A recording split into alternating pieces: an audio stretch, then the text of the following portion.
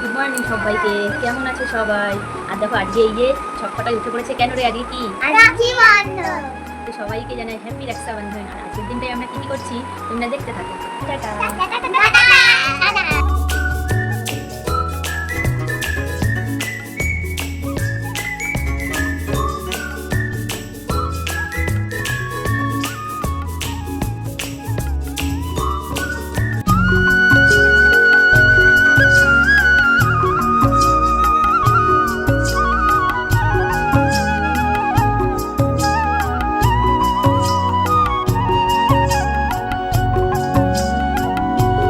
বলতে পারো আজ হচ্ছে পৃথিবীর পবিত্র ভালোবাসার একটা দিন, তাই না?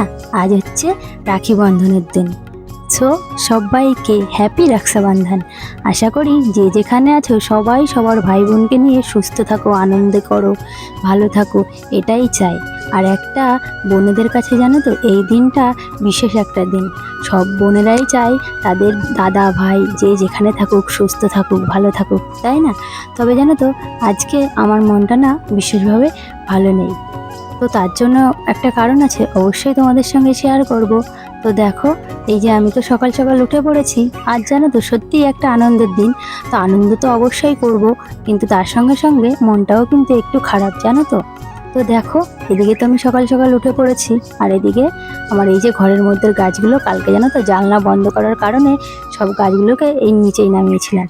তো সকাল সকাল আমি আবার গাছগুলোকে দেখো একটু ওপরে মানে জানলার উপরে তুলে দিলাম, আর দিয়ে এদেরকে একটু জল দিয়ে দিচ্ছি। আর তোমরা তো জানো এগুলো কিন্তু একটা আর্টিফিশিয়াল গাছ নেই, তাই না?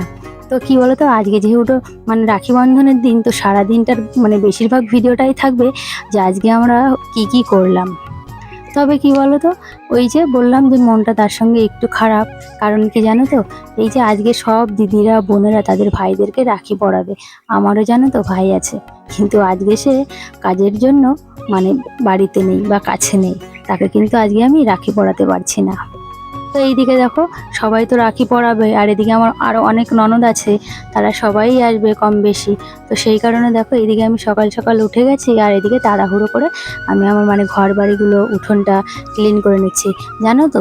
তবে আবার ওই যে 9টার মধ্যে আবার হচ্ছে কি পূর্ণিমা শেষ হয়ে যাবে, ওই কারণে আরও বিশেষ করে সকাল সকাল তাড়াহুড়ো করে কাজগুলো করে নিচ্ছি।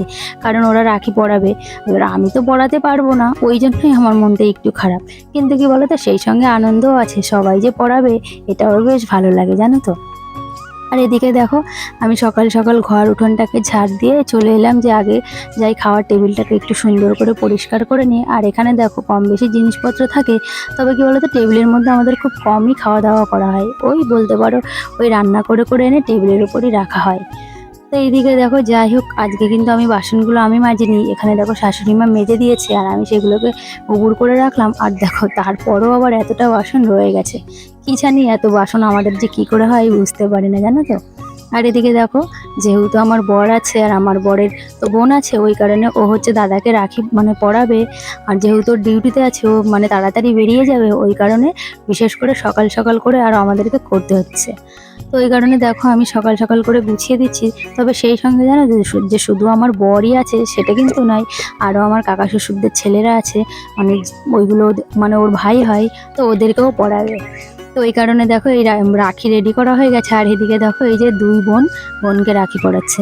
জানো আমার মেয়ে আজ এই এত বড় হয়েছে, কোনোদিনও না ওকে আমি বলতে শুনিনি, তবে আজ হট করে বলছে জানো মা আজকে তো আমি সবাইকে রাখি পরাবো, আমার তো ভীষণ আনন্দ হচ্ছে, কিন্তু আমার একটু খারাপও লাগছে, আমার না মা ভাই নেই। কথাটা শুনে একটু খারাপও লাগলো, জানো তো। আর এইদিকে দেখো আমার ননদ তো রাখি পরাচ্ছে, আর একে একে দেখতেই পেলে আমার আরও ওই যে আরও দু ননদ চলে এসছে। তবে ওই দুই ননদ কিন্তু আমার কাকা শ্বশুরের মেয়েরা, তো ওরাও কিন্তু এসছে এই রাখি পরানোর জন্যই সবাই এই বাপের বাড়িতে এসছে।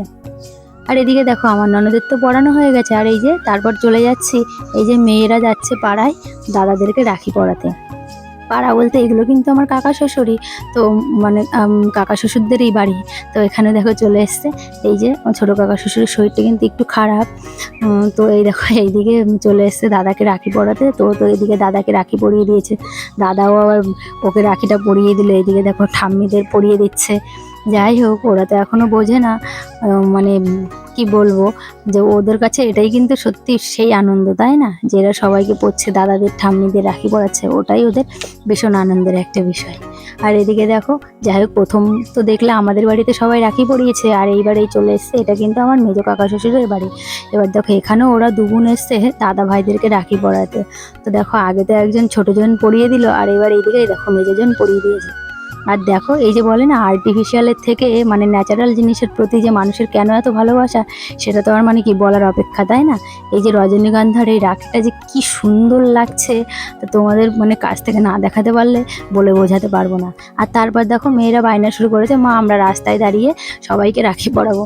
তো দেখো ওরা তো ছোট্ট, ওদের আবদার রাখতে এই যে আমি ওর বাবা এই রাস্তার মধ্যে দাঁড়িয়ে আছি, আর এই যে এখানে মেয়েরা বেশ কিছু মানে বলতে পারো দাদা ভাই যেই হোক সবাইকে এরকম রাখিটা পরিয়ে দিল।